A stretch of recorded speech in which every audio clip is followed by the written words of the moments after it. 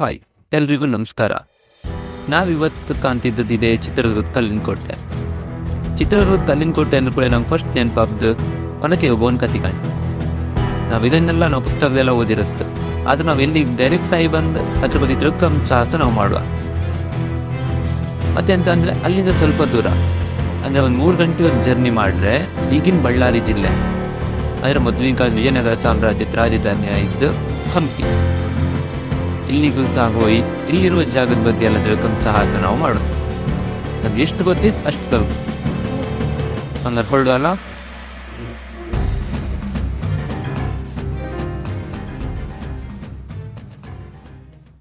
Hello, ಎಲ್ರಿಗೂ ನಮಸ್ಕಾರ ಮಾಡ್ಕೊಂತ ನನ್ನ ಅಯೋಧ್ಯೆ ಯೂಟ್ಯೂಬ್ ಚಾನಲ್ಗೆ ಸ್ವಾಗತ. ಎಲ್ಲರೂ ಈ ಚಾನಲ್ ಒಂದು ಸಬ್ಸ್ಕ್ರೈಬ್ ಮಾಡಿ and ಶೇರ್ ಮಾಡಿ, ಲೈಕ್ ಕೊಡಿ ಅಂತ ನಿಮ್ಮ ಹತ್ರ ಕೇಳ್ಕೊಂತಿದ್ದೆ. ನಾನಿವತ್ತು ಹೋಗ್ತಿದ್ದು ಮ್ಯಾಂಗ್ಳೂರ್ ಟು ಹಂಪಿ, ಮ್ಯಾಂಗ್ಳೂರಿಂದ ಹಂಪಿಗೆ. ನಾನು ಡೈರೆಕ್ಟ್ ಮ್ಯಾಂಗ್ಳೂರಿಂದ ಹಂಪಿಗೆ ಹೋಯ್ಕೊಂಡು ನಿಂತ್ಕೊಂಡಿದ್ದೆ, ಆದರೆ ಮ್ಯಾಂಗ್ಳೂರಿಂದ ಹಂಪಿಗೆ ಮ್ಯಾಪ್ ಹಾಕಿದ್ರೆ ನಂಗೆ ಚಿತ್ರದುರ್ಗದ ಪ್ಲೇಸ್ ಕಾಣ್ತು. ಅಲ್ಲೂ ಸಹ ಹೋಯ್ಕೊಂಡೆ ಎಣ್ಸ್ಕೊಂಡಿದ್ದೆ. ರೂಮಿಂದ ಸೀದಾ ಹೊರಟು ನಾನೀಗ ಬಂದದ್ದು ಬಪ್ಪನಾಡು ದೇವಸ್ಥಾನ ಗಾಡಿ. ಬಪ್ಪನಾಡು ದೇವಸ್ಥಾನದ ಹತ್ರ ಬಂದು ಬಪ್ಪನಾಡು ದೇವಸ್ಥಾನಕ್ಕೆ ಒಂದು ಕೈ ಮುಕ್ಕೊಂಡು ಅಲ್ಲಿಂದ ಅಮ್ಮನವ್ರ ಆಶೀರ್ವಾದ ತಗೊಂಡು ಹೊರಡು ಅಂತ ಎಣ್ಸ್ಕೊಂಡಿದ್ದೆ. ಮತ್ತೆಂತ ಸೀದಾ ಹೊರಡಿದೆ. ಹಾಗಾಗಿ ಹೇಳ್ಕೊಂಡಂಗೆ ನಾನೀಗ ಹೊರಟದ್ದು ಮ್ಯಾಂಗ್ಳೂರ್ ಟು ಹಂಪಿ ಮತ್ತು ಚಿತ್ರದುರ್ಗ ಹೋಯ್ಕೊಂಡು ಎನ್ಸ್ಕೊಂಡಿದ್ದೆ. ಇಲ್ಲಿಗೆ ಹೋಗ್ಬೋದು ಜರ್ನಿ ಎಷ್ಟಿತ್ತಂದರೆ, ನೀವು ಡೈರೆಕ್ಟ್ ಹಂಪಿ ಹಾಕ್ರೆ 6 ಅವರ್ಸ್ ಅಂದರೆ ನಿಯರೆಸ್ಟ್ ನಿಮಗೆ 350 ಕಿಲೋಮೀಟರ್ ಜರ್ನಿ ಇತ್ತು. ಹಂಪಿಗಾದರೆ ಚಿತ್ರದುರ್ಗಕ್ಕಾದ್ರೆ ನಿಮ್ಗೆ ಸ್ವಲ್ಪ ಕಮ್ಮಿ, ಅಂದರೆ ಒಂದು 3 ಅವರ್ಸ್ ಜರ್ನಿ ಕಮ್ಮಿ ಆಯ್ತು. ಅಲ್ಲಿಂದ ನಿಮಗೆ 150 ಕಿಲೋಮೀಟರ್ಸ್ ಇತ್ತು ಎಲ್ಲಿಂದ ಚಿತ್ರದುರ್ಗದಿಂದ ಹಂಪಿಗೆ. ಮತ್ತು ಇನ್ನೊಂದು 200 ಕಿಲೋಮೀಟರ್ಸ್ ನಿಮಗೆ ಮ್ಯಾಂಗ್ಳೂರಿಂದ ಚಿತ್ರದುರ್ಗಕ್ಕಿತ್ತು. ಎಂಥದ್ದು ಹೇಳಿ, ರಾತ್ರಿ ಒಂದು ಗಾಡಿ ಓಡಿಸ್ತಂದ್ರೆ ಖುಷಿಯೇ ಬೇರೆ. ಗಾಡಿ ಏನೋ ಒಂಥರ ಖುಷಿ ಫೀಲ್ ಆಯ್ತು. ನಾನೀಗ ಒಬ್ಬನೇ ಹೋಗ್ತಾ ಇದ್ದೆ, ಫ್ರೆಂಡ್ಸ್ನೆಲ್ಲ ಕೇಳಿ ಸ್ವಲ್ಪ ಅವರೆಲ್ಲ ಬಿದೀಪ್ ಅವರೆಲ್ಲ ಒಪ್ಕ ಇಲ್ಲ, ಈಗ ಒಬ್ಬನೇ ಹೊರಟಿದೆ.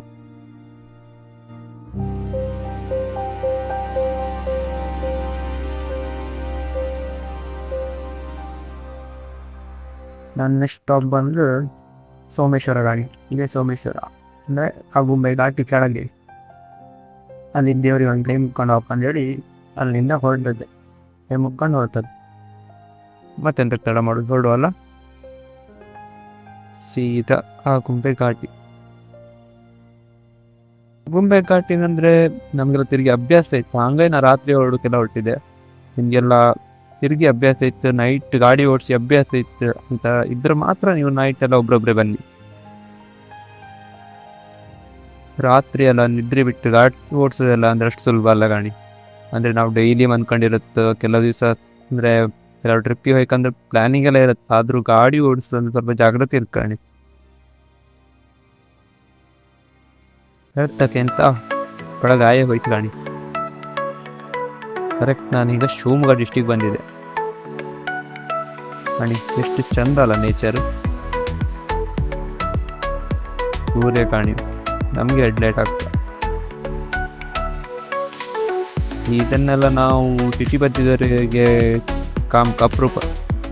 ಊರು ಬತ್ತಿದ್ದವರಿಗೆಲ್ಲ ಬೆಳಿಗ್ಗೆ ಬೇಗ ಎದ್ರು ಕಾಣ್ಲಕ್ಕ. ಕಾಣಿ ಈ ಪ್ಲೇಸ್ ಕಾಣಿ. ಇದು ನಮ್ಗೊಂದು ನೆನಪಾಗ್ದು ಯಾವುದಂದ್ರೆ, ಕನ್ನೋರಿಪತಿ ಚಿತ್ರ ಬಿಡಿಸಿ ಅಂತ ಹೇಳಿದ್ರು ಕೂಡಲೇ ಒಂದು ಆಕಾಶದ ಬಣ್ಣ ನೀರ್ಲಿ ಬಣ್ಣ ಹಚ್ಚಿ ಮತ್ತು ಸೂರ್ಯಗೆ ಒಂದು ಕೇಸರಿ ಮಾಡಿ, ಅಲ್ಲ ಸೂರ್ಯನ ಹತ್ರ ಹಚ್ಚಿ ಸ್ವಲ್ಪ ಕೇಸರಿ ಮಾಡಿ, 2 ಬೆಟ್ಟ ಹಚ್ಚಿ ಒಂದು ತೆಂಗಿನ ಮರ ಬಿಟ್ಟಿತ್ತಲ್ಲ, ಅದೇ ಈ ಥರ ನೇಚರ್ ಗಾಣಿ ಹೆಂಗಿತ್ತು. ಎಷ್ಟು ಚಂದ ಅಲ್ಲ ಕಾಮ್ಗೆ. ನಾವು ಇವಾಗ ಸಿಟಿ ಹಂಗಿತ್ತು, ಮೊದಲು ಊರು ಬದಿದ್ನ ಕಂಡಿತ್ತು. ಆದರೆ ಈಗ ಇಂಥದ್ದೆಲ್ಲ ನಾವು ಈ ಥರ ಹೊರಗೆಲ್ಲ ಬಂದರೆ ಮಾತ್ರ ಕಾಮ್ತಿಕ್ಕೆ ಬಿಟ್ಟರೆ ದೇವರನ್ನೇ ನಮ್ಮ ಕೆಲಸ ಮಾಡೋದು ಇದೆಲ್ಲ ಕಾಣ್ತಾ ಇಲ್ಲ.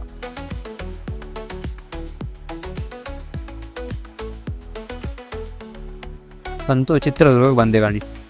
ಚಿತ್ರದುರ್ಗ ಬಂದೆ ಹೌದು, ಅದು ಸ್ವಲ್ಪ ಹಸು ಆಯ್ತು ಕಾಣಿ. ಅಲ್ಲೆಲ್ಲ ಹೋಟ್ಲು ಕಂಡೆ, ಹೋಟ್ಲ್ ಯಾವುದು ತೋರ್ಲ, ಈ ಹೋಟೆಲ್ ಮಯೂರ ಅಂತೇಳಿ ಒಂದು ಕಂಡೆ. ನನ್ನ ಪ್ರಕಾರ ಇದು ಗೌರ್ಮೆಂಟ್ ಇದು ಹೋಟ್ಲ ಇತ್ತು. ಇದು ಎಂಟ್ರೆನ್ಸಿಗೆ ಹೋಗಿ ಕೇಳಿದೆ ತಿಂಡಿ ಅಂತಾರು ಇತ್ತು ಅಂದೇಳಿ. ಅವನ ಮಾತ್ರ ಹಿಂದಿ ಅನ್ನೋದೇಳಿ ಹಿಂದಿ ಅಂತಾರ ಮಾತಾಡ್ತಾ, ಪೂರಿ ಮಾತ್ರ ಇದೆ ಅಂತ ಹೇಳ್ದವ. ಎಂತಾರೆ ಅಂತ ಬೆಟ್ಟ ಹತ್ತಕಾರ್ ಸ್ವಲ್ಪ ಹೊಟ್ಟಿ ಗಟ್ಟಿ ಮಾಡ್ಕೊಪ್ಪ ಅಂದೇಳಿ ತಿನ್ಕೊಂಡ್ ಹೊರಟಿದೆ. ಇದು ಚಿತ್ರದುರ್ಗ ಕೋಟೆದ ಎಂಟ್ರೆನ್ಸ್ ಕಾಣಿ. ಚಿತ್ರದುರ್ಗ ಕೋಟೆ ಬರ್ಕಾರ ಒಂದು 20 rupees ಒಂದು ಟಿಕೆಟ್ ಮಾಡೋಕಿರುತ್ತೆ. ಸ್ಕ್ಯಾನರಲ್ಲೇ ವಾಲಿ ಹಾಕಿರ್ತಾರೆ. ಅಂದರೆ ಫಾರಿನರ್ಸ್ ಸ್ವಲ್ಪ ಜಾಸ್ತಿ, ಇಂಡಿಯನ್ಸ್ ಆದರೆ ಒಂದು 20 ರೂಪಾಯಿ ಅಷ್ಟೇ. ನಿಮ್ಮ ಡೀಟೇಲ್ಸ್ ಎಲ್ಲ ಹಾಕಿರುತ್ತೆ, ನಿಮ್ಮ ಹೆಸರು ಮತ್ತು ನೀವು ಎಷ್ಟು ಜನ ಅಲ್ಲಿ ಹಾಕಿರುತ್ತೆ ಅಪ್ಲೋಡ್ ಮಾಡಿ ಅಲ್ಲಿ ಆನ್ಲೈನ್ ಟಿಕೆಟ್ ಮಾಡಿ ಅಲ್ಲಿ ಕೌಂಟರ್ ತೋರಿಸ್ಕೊಂಡು ಒಳಗೆ ಬಂದಿರುತ್ತೆ. ಮತ್ತು ಬೇರೆ ಏನು ಪ್ರೊಸೀಜರ್ 500 ರೂಪಾಯಿ 600 ರೂಪಾಯಿ ಆ ಥರ ಕೊಡೋದೇನು ಟಿಕೆಟ್ ಪ್ರೊಸೀಜರ್ ಏನಿಲ್ಲ. ಒಂದು 20 ರೂಪಾಯಿ ಐ ಥಿಂಕ್ ಇದು ಕ್ಲೀನಿಂಗ್ ಪರ್ಪಸ್ ಮತ್ತು ಇದು ಮೇಂಟೆನೆನ್ಸ್ ಚಾರ್ಜಸ್ಗೆ ಹೆಲ್ಪ್ ಆಗ್ತದೆ. ಎಂಟ್ರೆನ್ಸ್ ಗಾಡಿ ಈ ಬೋರ್ಡ್ ಮಾತ್ರ ಅಲ್ಲಿಂದ ಬಜಾರ್ ಕಾಣಾಗಿಲ್ಲ. ಫುಲ್ ಬೋಲ್ಡ್ ಹಾಕಿದ್ರೆ ಕಂಬ ತೋರಿಸ್ತಾ ಗಾಣಿ. ಇದೊಂದು ಕಂಬ ಇತ್ತು ಗಾಣಿ. ಅದು ಕಂಬ ಎಂತ ಅಂದರೆ ಈ ಜಾತ್ರೆ ಟೈಮ್ ಹಂಗೆ ತೊಟ್ಲು ಕೊಡ್ಬೋದು ಅಮ್ರಪ್ಪ ರಾಜರ ಕಾಲಂಗೆ 2 ಕಂಬ ಇತ್ತು ಅಲ್ಲಿಂದ ಇಲ್ಲಿಗೆ. ಮತ್ತೊಂದು ಒಂದು ಕಂಬ ಇತ್ತು. ಆ ಕಂಬದಂಗೆ ಇದು ಇಂಥ ಮೆಟ್ಲು ಕಾಣಾಗಿತ್ತು. ಆ ಮೆಟ್ಲ ತೊಗೊಯ್ ತುದಿಗೆ ದೀಪ ಹಚ್ಚುದು ನಮ್ರು. ಹೌದಲ್ಲ ದೀಪ ನಮ್ದು ಎಂತ ಹೇಳ್ತಾರೆ ಕೋಡಿ ಯಂತ್ರ ಆ ಥರದ ಕಂಬ. ನಾವೀಗ ಹೀಗೆ ಹೋದ್ರೆ ನಮಗೆ ಒಂದು ದೇವಸ್ಥಾನ ಮತ್ತೆ ಮಠ, ಮುರುಘರಾಜ ಮಠ ಮತ್ತೆ ಸಂಪಿ ಸಿದ್ದೇಶ್ವರ ದೇವಸ್ಥಾನ ಸಿಕ್ಕತ್ತೆ ಈ ರೂಟ ಹೋಗಿ. ಆ ರೂಟ ಅವ್ರು ನಮಗೆ ವನಚೌ ಬಂದ್ಕಂಡಿ. ಇದು ಹಿಡಂಬೇಶ್ವರ ದೇವಸ್ಥಾನ ಇರುತ್ತೆ ನಮ್ಮ ಪ್ರಕಾರ. ನೆನ್ಸಿದ್ದು ಬೋಲ್ಡ್ ಎಲ್ಲ ಹಾಕಿದ್ರು. ಜನರು ಆಡಿಸಿದ ಆಟಗಳು ಇತ್ತಿಲ್ಲ. ಮತ್ತೆ ಇಲ್ಲಿ ಕಾಣಿ ಚೌಕವಾರ ಕಣಂಗೆ ಕಲ್ಲಂಗೆ ಕೆತ್ತದ್ದು ಇನ್ನೂ ಹಾಗೆ ಇತ್ತು, ಪರಿಚಯ ಇಲ್ಲ. ಒಂಥರ ಮೆಮೊರಿ ಕಾಣಿ ಅದು ರಾಜರ ಕಾಲದಂಗೆ ಒಂದು ಕಲ್ಲಂಗೆ ಬಿಡಿಸಿದ ಚಿತ್ರ ಅಲ್ಲ ಅದು. ಅಂತ ಮುರುಘಾ ಮಠ ಎಂತಾದ್ರೆ ಮುರುಘಾ ರಾಜೇಂದ್ರ ಸ್ವಾಮಿ ಅವ್ರ ಹೆಸರಲ್ಲಿ ಬಂದದ್ದು ಕೋಟೆ. ಅದ್ರಂಗೆ ಅಂತ ಬಂದು ಈ ಸೈಡ್ ಅಂತ ಬರ್ಲಾಕಿತ್ತಲ್ಲ ಅಂತೇಳಿ ಥಿಂಕ್ ಮಾಡಿದೆ. ಆದ್ರೆ ಇಲ್ಲಿ ಮಾತ್ರ ಓಪನ್ ಇತ್ತು ಅನ್ಸುತ್ತೆ. ಇಲ್ಲಿ ಇಷ್ಟೇ ಜಾಗ ಓಪನ್ ಇತ್ತಲ್ಲ, ಆ ಸೈಡ್ ಒಂದು ಅಡ್ಡ ಇದಿತ್ತು. ಈ ಬಂಡಿಯಿಂದ ದಾಟಿ ಪಾತಾಗ್ತಾ ಇಲ್ಲ. ಇದ್ರೆ ಹೈದರಾಬಾದಿ ಸೈನಿಕರು ಬುದ್ಧಿವಂತರ ಆತಿದ್ರು. ನಾನು ಒನಕೆ ಒಬ್ಬನ ಕಂಡಿ ಬಗ್ಗೆ ಜಾಸ್ತಿ ಏನು ಹೇಳೋಕೆ ಹೋಗಿಲ್ಲ. ಅದ್ರ ಬಗ್ಗೆ ನಿಮಗೆಲ್ಲ ಪಾಕಪುಸ್ತಕಗೆಲ್ಲ ಓದಿ ಗೊತ್ತಿತ್ತು, ನಂಗೆ ಗೊತ್ತಿತ್ತು ಜಾಸ್ತಿ. ಅವರು ಹೈದರಾಬಾದಿ ಸೈನಿಕರನ್ನು ಹೊಡೆದಾಕದ ಬಗ್ಗೆ ಎಲ್ಲ ಇದು ನಾನು ಎಂಟ್ರೆನ್ಸ್ ರಿಟರ್ನ್ ಬಂದಿದೆ ಗಾಡಿ ಹೋದಾಗ ಒಬ್ಬ ಅಲ್ಲಿಂದ ಈಗ ಹೊರಟಿದೆ.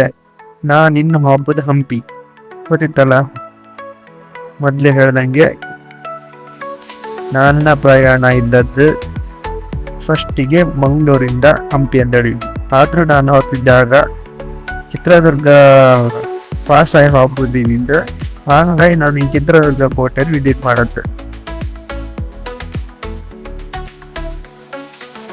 ಇನ್ನು ಗೊತ್ತಿತ್ತಲ್ಲ ಹಂಪಿ ಹೋಗ್ತದೆ. ಇನ್ನು ಹಂಪಿ ಹೋಗೋದ್ರ ಬಗ್ಗೆ ವಿಡಿಯೋ ನಾನು ಈ ವಿಡಿಯೋದು ಕಂಟಿನ್ಯೂ ಪಾರ್ಟ್ ಅಂದರೆ ಫುಲ್ ಲೆಂತ್ ಹಾಕೋದ ಸೆಕೆಂಡ್ ಪಾರ್ಟ್ ಅಂತ ತೋರಿಸಿದೆ.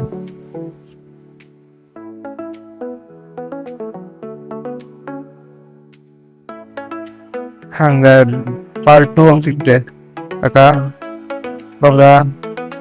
ಬಾಯ್ ಸಿಕ್ಕೋಂಗ ಸೆಕೆಂಡ್ ಪಾರ್ಟ್.